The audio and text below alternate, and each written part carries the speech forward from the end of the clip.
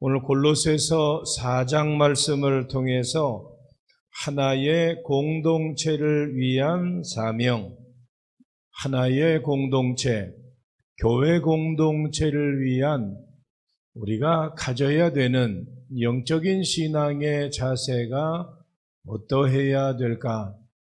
한 사람이 많은 사람들에게 격려와 위로가 될 수도 있고, 때로는 한 사람으로 인하여 많은 사람들이 신음하고 어려움 당하고 고통을 당할 수도 있습니다. 나 하나라고 하는 존재가 하나님 앞에서, 사람들 앞에서 어떤 존재가 되어져야 될까? 특별히 우리는 그리스도인들입니다. 그냥 내 생각, 내 판단대로 사는 사람들이 아닙니다. 세상 사람들과 같이 그렇게 우리가 세상과 육신을 위해서만 사는 사람들도 아닙니다. 우리는 특별한 존재입니다. 하나님의 자녀들이고 하나님의 백성들이고 부름받은 자들이다라고 하는 사실을 기억하며 우리 모두가 붙잡힌 바 되어 쓰임받는 믿음의 삶을 살아갈 수 있기를 예수님의 이름으로 축원합니다. 우리가 시대를 깨우고 건강한 교회를 세워가고 우리의 가정들을 든든하게 세워가기 위해서는 무엇보다도 하나의 공동체를 위한 사명의 회복이 필요하다라고 하는 거죠. 열심을 품고 주를 섬기지 아니하면 하나님의 약속의 은혜가 우리에게 임할 리가 없는 거예요. 우리가 씨를 뿌리지 아니하면 거둘 수 있는 것이 없습니다. 여러분들, 신앙은 어떤 여행수나, 신앙은 내가 수고하고 땀 흘리지 않았는데 어떤 하나님의 엄청난 그런 놀라운 복이 임하는 게 아니에요. 성경은 그렇게 말씀하고 있지 않죠. 심는 대로 거두고 행한 대로 갚아주리라고 분명하게 말씀하고 있습니다. 오늘 우리가 읽은 이 본문 말씀은 골로새서의 마지막 부분이죠. 그래서 이 골로새서의 마지막 부분에 바울은 많은 사람들의 이름을 부르고 그들이 주의 사역을 위해서 하나님의 나라와 하나님의 영광을 위해서 최선을 다한 하나님의 신실한 일꾼들이다라고 증거하고 있는 것을 보게 되어지죠. 이제 우리가 이 모습 가운데서 하나의 공동체를 이루어가기 위한 사명이 뭘까? 그것은 첫 번째로 하나의 공동체를 위한 사명이 무엇인가 하면 공동체를 위해서 함께 섬기라고 하는 거죠. 신앙생활에 섬김이 없다라고 한다면, 내가 섬김만을 받기를 원한다라고 한다면 그 신앙은 반쪽의 신앙에 불과합니다. 우리가 함께 섬기는 모습 가운데 예수님이 이 땅에 오심도 내가 섬김을 받으려 함이 아니라 도리어 섬기려 왔고 내 몸을 많은 사람들의 대속물로 주려 함이다라고 친히 말씀하고 계십니다. 오늘 이제 바울이 마지막 끝 인사를 하면서 몇 사람의 그 이름을 지금 이제 쓰고 있죠. 그 하나가 무엇인가 하면 7절 말씀해 보니까 오늘 본문에 보면 두기고라고 하는 인물이 나옵니다. 성경에 많이 그 이름이 자주 언급되는 그런 인물이 아닙니다. 이 이름은 신약 성경에 여러 곳을 찾아보면 한 5번 정도 두기고라고 하는 이름이 나오고 있는데, 그가 하나님 앞에서 그의 신앙과 그의 영적인 능력이 월등해서 그가 설교를 했다거나 그가 어떤 신유의 기적을 일으켰다거나 그가 특별한 다른 사람들보다 뛰어난 그런 어떤 이제 기적과 이적을 나타냈다라고 성경은 그렇게 기록하고 있지 않습니다. 그냥 평범한, 그냥 그가 신앙생활하면서 하나님의 일에 필요할 때에 필요한 곳에서 쓰임받았던 대표적인 사람 가운데 하나다라고 하는 거죠. 그래서 두기고라고 하는 사람은 아주 평범한 사람입니다. 그 이름이 자주 등장하지 않는 일상의 삶에서 신앙생활하는 사람 중에 하나가 두기고라고 하는 거죠. 오늘 본문을 살펴보면 두기고가 한 일이 무엇인가 하면 사도 바울의 영적인 일에 있어서 함께 동역하고 함께 협력해주고 때로는 바울이 바쁘고 분주하고 갈 수 없는 그런 상황 가운데 두기고가 함께 그리고 대신해서 그리고 또 힘을 합해서 주의 사역을 감당하고 있는 인물이다라고 하는 것을 보게 됩니다. 오늘 우리는 끊임없이 큰 일과 작은 일을 우리는 이제 구분하는 습성들이 있죠. 더 중요한 일과 중요한 일과 덜 중요한 일을 생각하면서 나는 특별하니까 나는 중요한 것 나는 해야 돼. 나는 중요한 곳에만 있어야 돼. 우리가 그런 착각 속에서 신앙생활을 하는 경우들이 참 많아요. 그래서 나는 이거 빼주세요. 나는 이거 해주세요.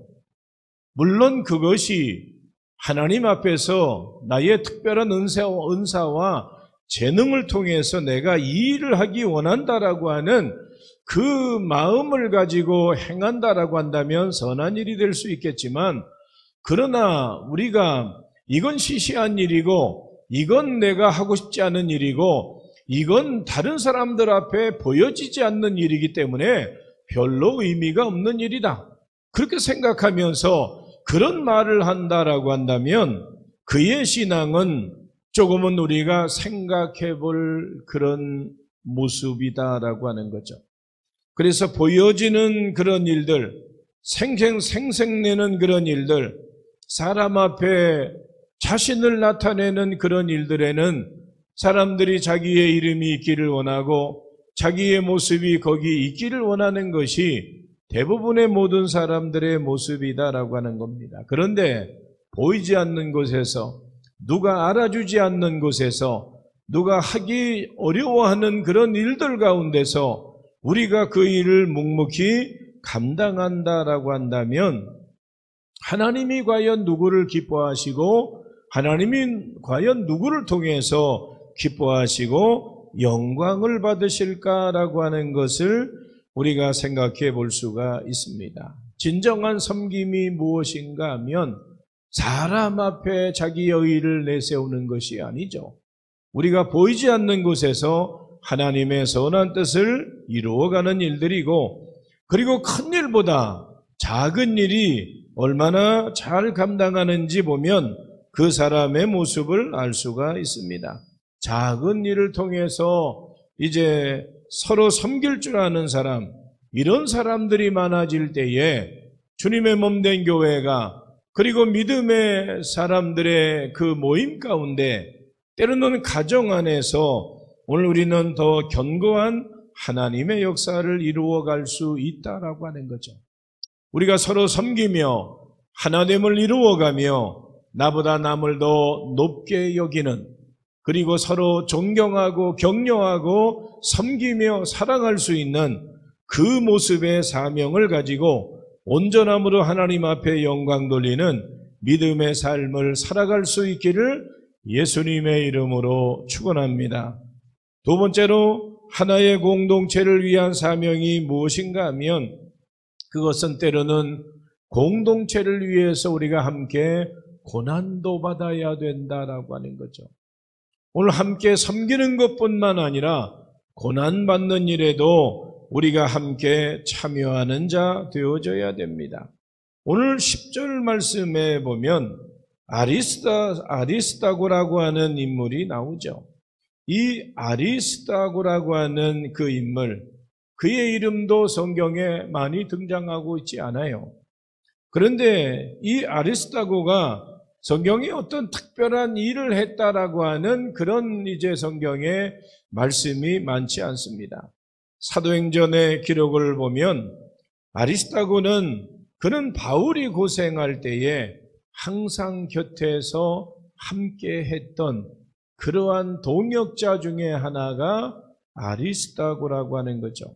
그리고 바울이 폭도들에게 돌팔매질을 당하고 고통을 당하는 그 현장에, 또 유라굴로의 광풍 속에서 죽을 고생을 하는 그때에 바울 곁에서 언제나 아리스다고가 동역하는 인물이 되어졌다라고 하는 거죠.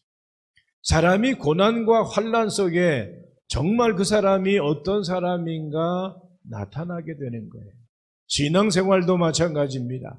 내가 편안하고 내가 잘되고 내가 염려와 걱정이 없을 때 그때는 누구나 신앙생활 다 거룩거룩하다라고 그렇게 우리가 할 수 있습니다. 그러나 고난과 환난이 올 때에 십자가 지고 그리고 우리가 낮아지는 삶을 살아갈 때 내 믿음과 신앙이 어떠한가라고 하는 것을 분명하게 우리는 그때에 보여줄 기회이고 하나님의 역사하심을 나타낼 기회가 되는 것입니다. 오늘 본문에 바울이 로마 감옥에 갇혀 있을 때에도 바울 곁에 머물러 있었던 사람이 아리스다고라고 하는 사실을 알 수가 있습니다. 그래서 바울이 그를 생각하면서 이제 뭐라고 이야기하는가 하면 11절 하반절 말씀에 보니까 이렇게 고백을 하고 있어요. 함께 읽어봅니다. 이런 사람들이 나의 위로가 되었느니라. 아멘. 오늘 본문에 등장하고 있는 이런 사람들, 두기고와 같은 그런 사람들, 오네시모와 같은 그런 사람들, 10절 말씀에 아리스다고와 같은 이런 사람들, 그리고 14절 이제 유스도와 같은 이런 사람들이 나에게 격려가 되어지고 나에게 위로가 되어졌다. 바울을 돕는 일이 그게 바울의 어떤 사업이나 바울의 어떤 개인적인 일을 위해서 그들이 협력한 것이 아니죠. 하나님의 일에 하나님의 나라와 하나님의 영광을 위해서 함께 힘을 합쳤다라고 하는 그런 사실을 보게 됩니다. 그래서 바로 바울 선교의 위대한 힘과 저력이 무엇인가 하면 저들이 원팀이 한 팀이 되어졌다라고 하는 거예요. 얼마 전에 이제 그 아시안컵 축구 대회가 있었잖아요. 우리나라가 다른 어느 때보다도 우승을 목표로 해서 그렇게 관심을 가지고 있었는데 나중에 4강에서 떨어지고 말았어요.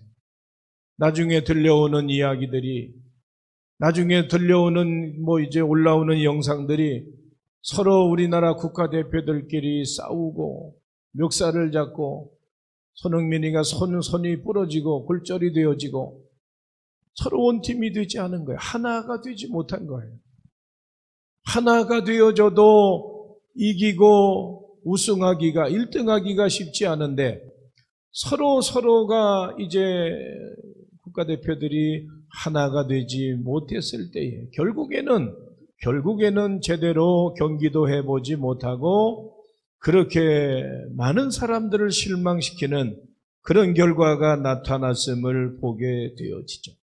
바울 곁에, 바울 주변에 있었던 그 모든 사람들이 바울의 사역 가운데 선교의 한 팀이 되어져서 저들이 그 하나님이 기뻐하시는 뜻에 원팀이 되어지고 한 팀이 되어졌을 때에 하나님의 위대한 역사가 나타나지게 되어졌다라고 하는 거죠. 그것은 기쁨의 일에 함께 동참하는 것뿐만 아니라 고난의 일에 함께 동참하는 것이 필요하다라고 하는 겁니다. 교회 공동체도 마찬가지잖아요. 우리가 뭐 때문에 모입시다라고 할 때에 우리는 이제 그 모임의 숫자들이 달라요. 어디 야유회 갑시다. 이번에는 무료입니다. 그렇게 하면 많이 와요. 그런데 우리가 어디 기도원 갑시다.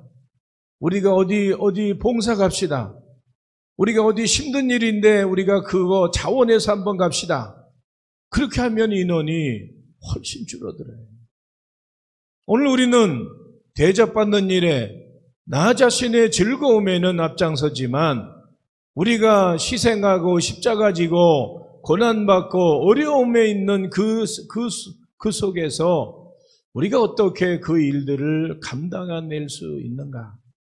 이것이 여러분들 우리에게 필요한 것 중에 하나다라고 하는 거죠. 함께 고난을 받는다라고 하는 것, 너무너무 중요한 것 중에 하나다라고 하는 거죠. 그래서 고통을 나누면서 진정한 사랑 공동체를 만들어가는 것, 이것이 세계를 바꿀 수 있었던 공동체가 바울과 그 옆에 함께했던 동역자들이 가지고 있는 힘이라고 하는 거죠. 이것은 그때나 오늘날이나 마찬가지라고 하는 겁니다. 우리가 함께 십자가 지고 주님 따라갈 수 있는 믿음의 삶을 살아갈 수 있기를 예수님의 이름으로 축원합니다. 세 번째로 하나의 공동체를 이루기 위한 사명이 무엇인가 하면 그것은 공동체를 위해서 우리가 함께 동역하고 함께 사역하고 함께 봉사하고 충성해야 된다라고 하는 겁니다. 오늘 본문 말씀해 보면 14절, 11절 말씀해 보니까 유수도라고 하는 사람이 나오고 또 더 이어서 12절 말씀에 에바브라가 나오고 그리고 또 13절, 14절, 15절 계속해서 바울의 사역 가운데 함께했던 믿음의 사람들의 이름이 나오고 있는 것을 보게 됩니다. 저들은 다 똑같은 게 없어요. 저들의 모습을 보면 성격도 다르고 배경도 다르고 은사도 다르고 각기 다른 사람들이 하나가 되어지고 한 팀이 되어질 수 있었던 그 원동력이 뭘까? 그것은 바로 이것이라고 하는 거예요. 공동의 목표를 지향하면서 우리가 왜 함께 모였는지, 우리가 무슨 일을 해야 되는지, 가장 중요한 게 무엇인지 그것을 잃어버리지 아니하고 중심으로 흐트러지지 아니하고 그 생각을 가졌을 때에 저들은 최선을 다할 수 있었다라고 하는 겁니다. 여기서 바울은 자신이 지향하던 분명한 목표, 주님께서 주신 그 사명, 그것이 무엇인가, 그 목표가 무엇인가 11절 말씀에 보니까 그것이 무엇인가 하면 하나님의 나라를 위하는 것이다. 바울이나 바울 곁에 있었던 오늘 등장하는 모든 사람들의 한 가지의 목표가 있는데 하나님을 위해서 했다고 하는 거죠. 그래서 저들은 하나님 나라를 위해서 예수님이 말씀하신 것처럼 그의 나라와 그의 의를 구하는 그런 목표를 가지고 달려갔기 때문에 여러 가지 어려운 환경 가운데서도 인간의 생각과 방법대로 살지 아니하고 주님의 뜻 가지고 살 수 있었다라고 하는 것을 알 수가 있습니다. 여러분들 교회 공동체가 어찌 보면 어려움을 당하는 이유 가운데 하나가 뭔가 하면 예수님을 믿는 사람들이 하나님의 나라에는 관심이 없고 하나님의 영광을 나타내기 위한 일보다는 자신의 이득과 자신의 영광과 자신을 나타내는 일에 사람들은 생각을 가지고 신앙생활을 한다라고 한다면 그건 아직도 유치원생의 신앙밖에는 되지 않는 거예요. 하나님 앞에서 우리가 성숙한 신앙의 모습을 갖기 위해서는 오늘 우리는 거룩한 목표를 절대로 잊지 말아야 됩니다. 내가 왜 신앙생활하고 이 시대에 내가 어떤 사명이 있고 나의 직분의 그 사명 어떻게 감당해야 되는지 이런 사실을 우리가 잊어버리지 아니하면 어떤 상황 가운데서도 우리의 신앙이 변질되거나 흔들리지 않는다라고 하는 거죠. 코로나의 환경 속에 대한민국의 많은 이제 교회를 출석했던 사람들이 20-30%가 떨어져 나갔다라고 이야기합니다. 그건 진짜 신앙을 가지고 있는 거 아니죠. 예수님을 제대로 믿은 게 아니라고 하는 거예요. 그 신앙 안에 그 삶 속에 예수님을 믿는 믿음이 있었는가? 그렇지 못하다라고 하는 거예요. 오늘 그러면 우리가 가져야 되는 영적인 신앙의 모습이 어떠해야 되는가? 오늘 바울과 함께했던 모든 믿음의 사람들은 다양한 은사와 기술을 가지고 하나님의 나라와 하나님의 영광을 위해서 쓰임받게 되었습니다. 오늘 우리들도 그와 같은 공동체 정신을 회복하면서 우리가 함께 연합하고 힘을 모으고 최선을 다하고 하나님의 의를 그리고 하나님의 나라를 위하는 삶을 살아갈 때에 하나님께서는 또 다른 기적과 은혜와 응답의 역사로 우리의 삶을 채워주시는 줄로 믿습니다. 한 사람보다 여러 사람이 함께하는 것이 놀라운 그런 은혜와 그리고 힘을 발휘할 수 있습니다. 우리가 봉사하는 것도 우리가 전도하는 것도 선교하는 것도 마찬가지라고 할 수 있죠. 한두 사람이 하는 것보다 우리가 함께 힘을 합할 때에 하나님의 영이 함께 하시고 또 다른 하나님의 위대한 역사가 나타나게 되는 줄로 믿습니다. 함께 섬기고 함께 고난받고 함께 사역할 때에 많은 영혼의 구원의 역사가 나타나게 되어지고 또 하나님의 일하심이 그 공동체를 통해서 반드시 이루어지게 된다라고 하는 사실을 기억하면서 2024년 교회 공동체를 위한 사명과 정신을 다시 한번 우리가 회복하며 하나님의 나라를 위하는 그런 이제 영적인 신앙의 모습이 우리 가운데 있어야 됨을 오늘 성경은 우리에게 가르쳐 주고 있습니다. 오늘 기도의 12절 말씀에는 항상 너희를 위하여 애써 기도한다.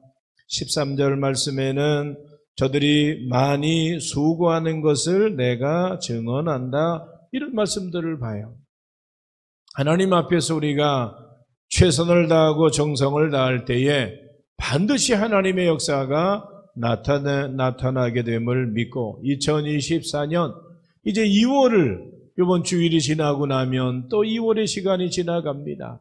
우리의 시간, 우리의 인생 그렇게 긴 시간들이 아니에요. 하나님의 그 일에 우리가 지금 이 일할 수 있을 때 최선을 다하고 정성을 다하지 아니하면 우리의 시간이 그렇게 천년만년 이어질 수 없다라고 하는 거죠. 올 한 해 우리 모두가 축복의 통로가 되기를 원합니다.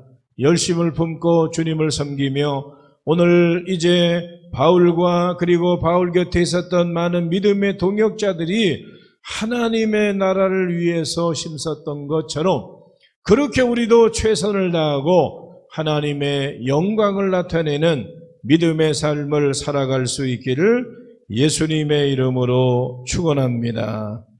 기도하겠습니다. 하나님 감사합니다. 오늘 이 밤에 저희들을 주님의 성전으로 불러주셔서 우리가 찬양하게 하시고 말씀 듣게 하시고 기도할 수 있는 시간들로 인도하심을 감사합니다.